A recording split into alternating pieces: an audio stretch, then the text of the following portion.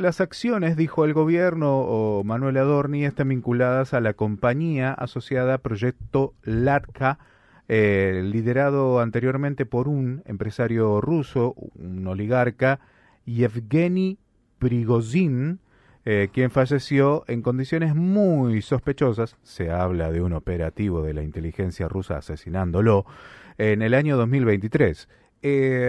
Más allá de la accesoria de detalles de este caso en particular, que nos gustaría, por supuesto, que si usted está manejando alguna información nos la contara, queremos conocer un poco las tramas de espionaje que hay a lo largo de la historia, puntualmente haciendo foco en los 90. Sí, a ver, en la actividad de los espías rusos en la Argentina, porque son espías, está muy vinculada a la obtención de pasaportes. ¿Por qué digo esto? Porque los pasaportes rusos para ingresar en diversos países del mundo está muy acotada, es decir, necesitarían en todo caso visa, etcétera. Entonces implica todo un conocimiento previo de la persona y además está limitado, como digo, a cerca de 80 países, mientras que la obtención de un pasaporte argentino habilita a ingresar más del doble de esos países. Consecuentemente, el pasaporte argentino pasa a ser muy atractivo en orden a la inserción de espías en otros países sin la necesidad de tener que hacer todo un trámite previo que los pondría en muchos casos en evidencia, ¿sí? Sí, este no es un dato menor. Ahora bien, dicho esto, ustedes pusieron el ejemplo reciente de esta pareja que fue detenida en Eslovenia y que había vivido mucho tiempo en la Argentina, que tenía hijos argentinos, etcétera, y que fue recibida por Vladimir Putin. Ese dato indica, me parece que fuertemente, la importancia que se le da a este tipo de documentación. Ahora bien, ocurre que recientemente, es decir, en los últimos tiempos, ha empezado a cambiar un poco esto, porque hay una relación muy estrecha entre Bolivia y Rusia. Consecuentemente, ha habido y se ha detectado que muchos ciudadanos rusos obtienen el pasaporte boliviano, que es legítimo, pero con identidad falsa.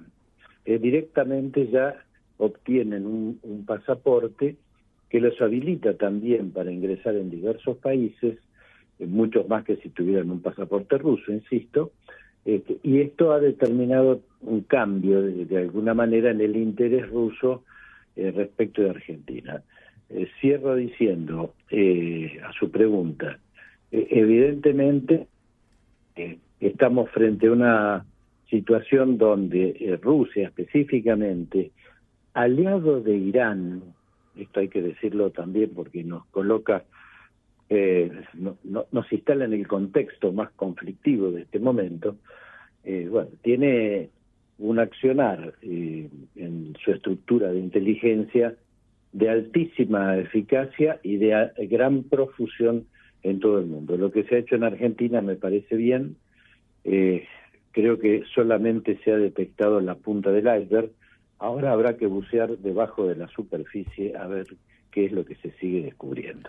Tengo una cuenta en la red social TikTok y continuamente me aparecen videos de este tipo de influencers que son generadores de contenido rusos contando las bondades de vivir en Buenos Aires, lo lindo que es la gastronomía, la actividad cultural, lo fenomenal que es la gente en términos de cordialidad y demás, contando maravillas, y uno intuye, por lo que ellos mismos cuentan, son estudiantes que están cumpliendo sus carreras, terminando sus carreras, y se convierten en estos influencers. Bueno, a esto se dedicaba la compañía, esta organización de espías rusos, que a través de las redes sociales justamente enviaban mensajes negativos contrarios a la administración del Estado argentino. Las redes sociales terminan siendo un foco de atención al que tienen que prestar las fuerzas de seguridad, la Secretaría de Inteligencia, y ahora con esta nueva definición o asignación de tareas a la policía, ha hecho, y de paso le pido su opinión, ha hecho una buena modificación del procedimiento de la policía, de las funciones de la policía, sin la necesidad de la autorización de un fiscal. ¿Cómo analiza estas determinaciones últimas? Bueno, es interesante la pregunta porque nos permite entrar en un fenómeno moderno de altísimo impacto social y con capacidad de incidir en la opinión pública y de direccionar la opinión de una sociedad, ¿no? El decreto que se ha sancionado recientemente lo que busca es bucear en todo aquello que se llaman open source, o sea, fuentes abiertas. No se está autorizando a ingresar o vulnerar la privacidad de las comunicaciones, como sería, por ejemplo, intervenir un teléfono, ¿sí?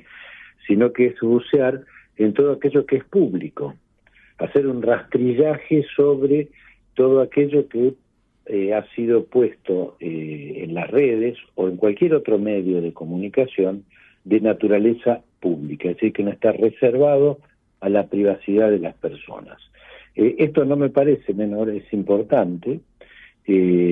También debiera avanzarse sobre otros aspectos de Internet, concretamente lo que se llama la dark web o la deep web, es decir, todo aquello que se trafica por Internet, que no es de acceso normal a cualquier persona que opera su computadora, pero donde aparece muchísima información de actividades absolutamente ilícitas como el lavado, el tráfico de armas, el tráfico de personas o, bueno, el terrorismo, por supuesto, y muy overlapeado una cosa con otra.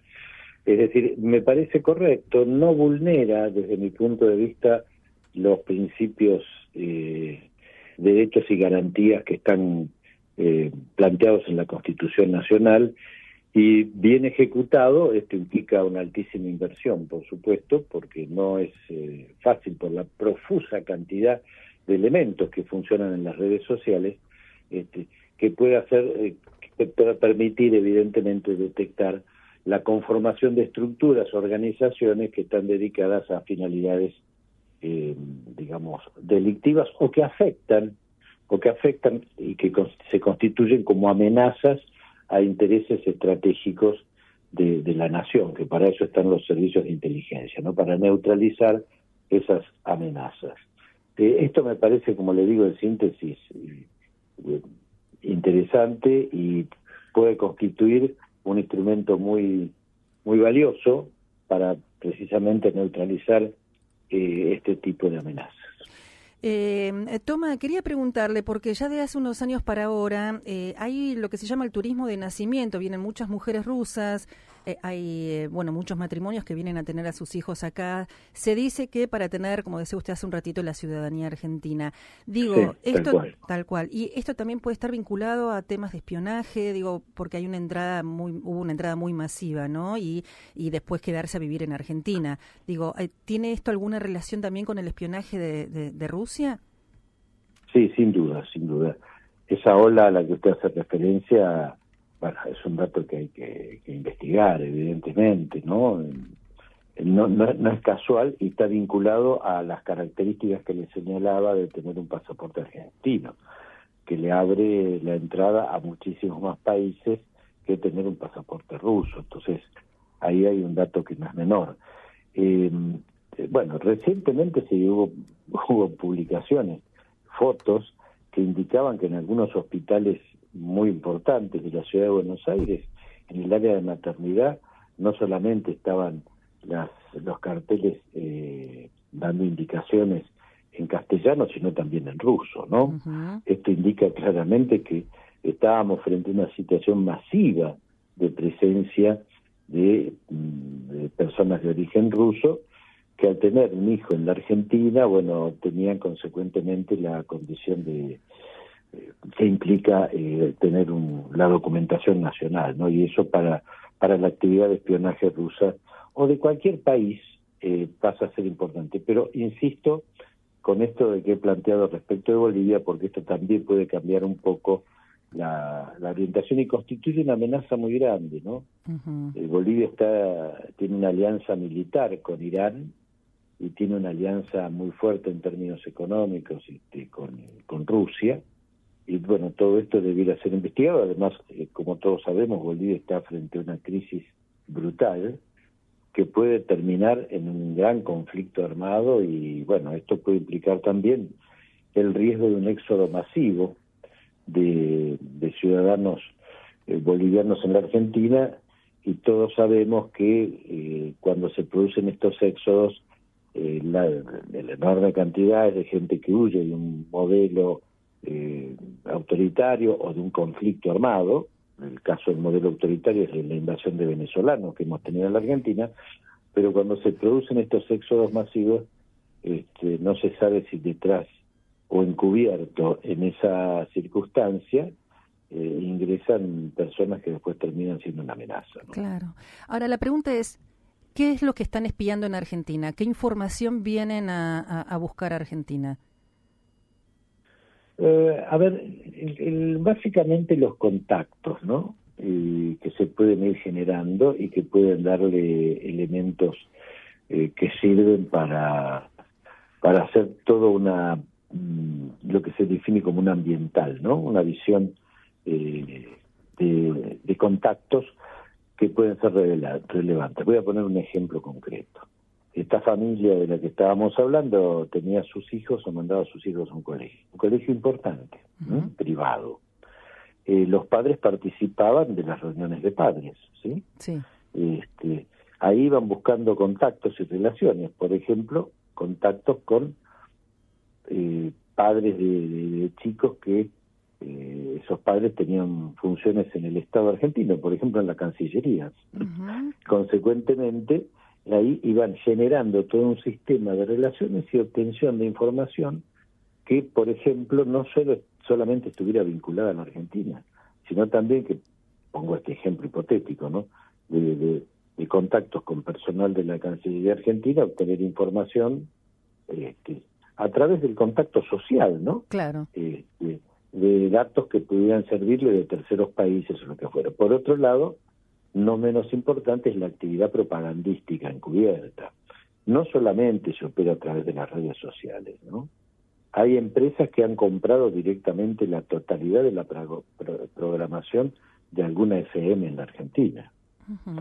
Este no es un dato menor, ¿eh? Me voy a reservar la información, porque bueno, obviamente se estará investigando, pero son empresas rusas o personas rusas que vienen y compran la totalidad del espacio de una FM importante en Buenos Aires, y desde ahí operan. O sea, no es menor la capacidad que tiene de incidir en la expansión de la cultura, en fin, de opiniones que van impactando sobre una sociedad y tienen que ver con una incidencia política, ¿no? A favor, en contra de determinadas medidas del gobierno, en fin, en el damero internacional, particularmente en el caso de Rusia, ahora que la Argentina ha tenido un alineamiento muy claro con Occidente. Claro. Durante el kirchnerismo, vamos a ser claros, durante el kirchnerismo estaban en su apogeo, ¿no? Al contrario, no tenían ningún tipo de objeción, sino todas las franquicias y libertades para poder actuar sin ningún tipo de control. Toma, lo retiro un poco del tema principal por lo cual lo molestamos. Uh-huh. El gobierno nacional, por decreto, habilitó la compra y tenencia de armas semiautomáticas para civiles. ¿Tiene alguna opinión respecto a esto? He leído lo que está en los medios, simplemente no tengo una información adicional, pero por lo que he leído, para obtener el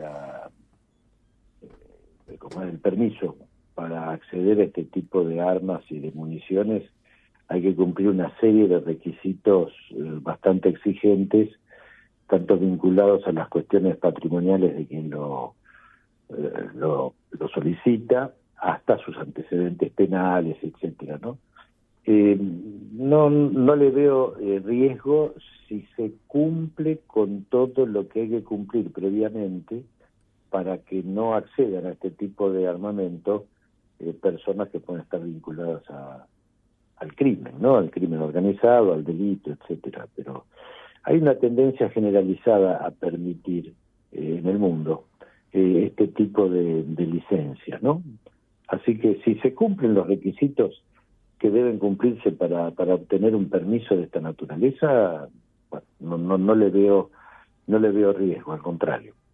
Porque fue dictado, si no me equivoco, durante el gobierno de Carlos Menem, ¿verdad? El decreto, creo que fue 64/95, por el cual... Sí, del año 95. Bien. Déjeme observar que estaba hasta aquí conforme con ese decreto del año 95, porque de nuevo, es verdad, es necesario un reporte de idoneidad de una escuela de tiro y demás para poder acceder a un arma de grueso calibre y estas características de toma, pon y saca de cartuchos, pero el problema siempre está en que, claro, el problema siempre está en que un nene, un adolescente, agarre en el momento que el padre está desprevenido, vaya al colegio y haga lo que hacen los chicos en Estados Unidos. Digo, ese es el gran problema. Como padre de un niño también lo digo, no. Por otro lado, soy antiarmas de por sí, pero qué sé yo, me parece algo objetable, no sé. Sí, a ver, el riesgo que usted señala es real, pero se da hasta con un arma que no es... Sí, más aún. De estas características, ¿no? Yo creo que lo fundamental es ser muy estricto en la autorización de utilización de este tipo de armas. ¿Sabe por qué? Porque si alguien la quiere obtener y no necesita hacerlo legalmente si es parte del crimen organizado. La trata, el contrabando de armas y de armas letales realmente se hace por izquierda y la hacen las estructuras del crimen organizado. Sí. Recientemente, o sea, quien va y hace todo un trámite y se expone a ser investigado hasta en la utilización de sus fondos, de sus antecedentes familiares, etcétera, bueno, es distinto, ¿no? El problema de la obtención de armas no pasa por el ciudadano común. Cuando el crimen organizado necesita esas armas, las obtiene por izquierda. Consecuentemente, el riesgo es mucho mayor. A ver, yo siempre sostengo lo siguiente. Hay que hacer darle a la sociedad la posibilidad de blanquear las armas. Porque un arma que se blanquea es un arma que entra en el circuito legal y, consecuentemente, se saca del circuito ilegal. Entonces, cuando yo sostengo que esto no, si se cumplen los parámetros establecidos, no es negativo, Sí. es porque toda arma que se conoce su origen y quién la tiene, y si quien la tiene está perfectamente identificado, es un arma que está en el circuito legal. Mientras que el crimen organizado no necesita de un decreto de esta naturaleza para armarse y para que poder realmente actuar, como recientemente hemos visto en algunos allanamientos, especialmente vinculados al narcotráfico, ¿no? Uh-huh. Que aparecían fusiles M4, M16, bueno, o sea, armas de una letalidad increíble. Entonces, insisto en esto, toda arma que se legaliza se saca del circuito ilegal. A eso apunto cuando digo que todo aquello que haga a tener una clara identificación de quién tiene este tipo de armas, bueno, me parece que es siempre mucho más conveniente, porque si alguien quiere tener eso y no hace ningún trámite, lo obtiene por izquierda en la Argentina. Usted se va a cualquier villa de la Argentina, ni hablar, usted va a la Ciudad del Este, en la triple frontera, desde el lado argentino, usted lo pide y por delivery se lo traen. Entonces, cuidado, a mí me parece que legalizar este tipo de situaciones es mucho mejor porque, insisto, hay un seguimiento por parte del Estado de quién tiene este tipo de armas, ¿no? Claramente. Usted fue nombrado secretario de Seguridad Interior, estuvo a cargo de la CIDE a partir del año 98, si mal no tengo la No, yo fui del año 98 al 2000 secretario de Seguridad Interior, yo manejaba las fuerzas de seguridad. Ajá. Yo fui jefe de la CIDE durante el gobierno de Eduardo Duhalde, 2002-2003. Ahí está. O sea, mi experiencia venía tanto en el área de seguridad como en el de inteligencia. Claro. Los iraníes se pusieron en la mira de la CIDE desde el atentado de la embajada a la embajada de Israel. Tal cual. Año 92, miro a mi compañera Kerm, Sí. del año 92. Uh-huh. Estiuso espiaba a Irán en la Argentina, la embajada de Irán, y le seguía a pie juntillas la actividad a Irán, pero a pesar de eso no pudo evitar que ocurriera el ataque a la AMIA. Y acá le pregunto al que manejó los contubernios y esos pasillos de la CIDE, ¿qué pasó? ¿Estiuso hizo la vista gorda? ¿Fue negligente? ¿Hubo un error de cálculos? ¿Se le escapó la tortuga, diría Maradona? ¿Qué pasó? Porque estaba, de nuevo, en el foco de interés Irán a partir del año 92. Bueno, me parece que hay un error conceptual. Sí. La Secretaría de Inteligencia pasa a ser auxiliar de la justicia en la investigación, no del atentado a la embajada, sino a partir del atentado a la AMIA. Hay un decreto de Carlos Menem que así lo determina. En la investigación del atentado a la embajada estuvo siempre en manos de la Corte Suprema de la Nación y no en los tribunales federales. ¿Por qué?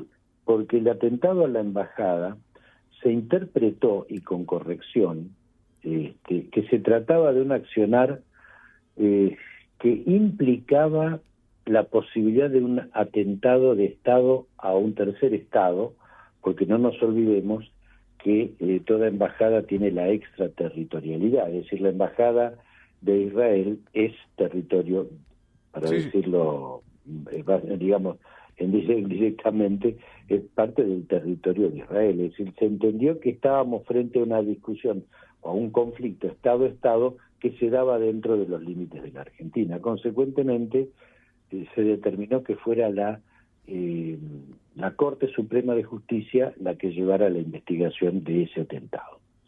Dicho esto, ocurre en el 94, 2 años después, el atentado a la AMIA. Ahí sí hay un decreto de Carlos Menem que dice, en tanto es un atentado a una estructura civil de la Argentina, corresponde que intervenga la justicia federal, y es ahí donde Carlos Menem, a través del decreto al que usted señala, dice que es la Secretaría de Inteligencia la que debe apoyar, más allá de la función de apoyo que puede tener cualquier fuerza de seguridad a pedido de un juez federal, pero expresamente coloca a la Secretaría en esa tarea. Obviamente no fue solamente Jaime Estiuso quien a partir de ese momento investiga Irán. Hubo muchos áreas y sectores de la inteligencia argentina que hicieron la tarea. Yo lo he seguido muy detalladamente porque mucho antes de ser secretario de Seguridad o jefe de la CIDE, yo presidí desde el año 91 en adelante la Comisión Bicameral de Inteligencia, de seguimiento de los servicios de inteligencia y las fuerzas de seguridad. De manera que conozco palmariamente todo el proceso. Después me tocó, por supuesto, continuar, y durante mi gestión sale el famoso informe AMIA, que recientemente publicó o hizo público el juez Ariel Lijo, que incluso lo pone como informe toma, cuando en realidad es el informe que producto de años de investigación sobre ese atentado, y informe además sobre el cual trabajó intensamente Jaime Estiuso, como usted acaba de señalar. Jaime Estiuso, que terminó después siendo una piedra en el zapato, al igual que Nisman, porque al investigar a fondo a Irán y a Hezbollah como autores del atentado a la AMIA, terminaba siendo una objeción muy grande para un gobierno que estaba intentando acercarse a Irán a través del famoso memorándum, ¿no? Igualmente hay una pelea de Cristina con Estiuso, y ahí le saca la CIDE y la estructura Parrilli. Esto sería de muy largo de contar. Le agradecemos. No, sí, pero muy interesante, porque cuidado con confundir la investigación de la embajada, que está muy atrasada, en relación a AMIA, que está absolutamente claro, y con un dato muy importante. Se ha votado recientemente el juicio en ausencia, con lo cual vamos a poder realmente, públicamente, poner en evidencia la responsabilidad de Irán y Hezbollah en las dos voladuras. Pero eso lo pudimos establecer no investigando el de la embajada, sino a partir de la investigación del atentado a la AMIA. Tomás, le agradecemos muchísimo la gentileza de poder conversar con ustedes. Seguramente lo estaremos consultando más adelante por algunas otras cuestiones, y será apasionante esa charla respecto de la embajada y la AMIA. Muchísimas gracias por el tiempo. Que tenga buen día. Con todo gusto, a Susana.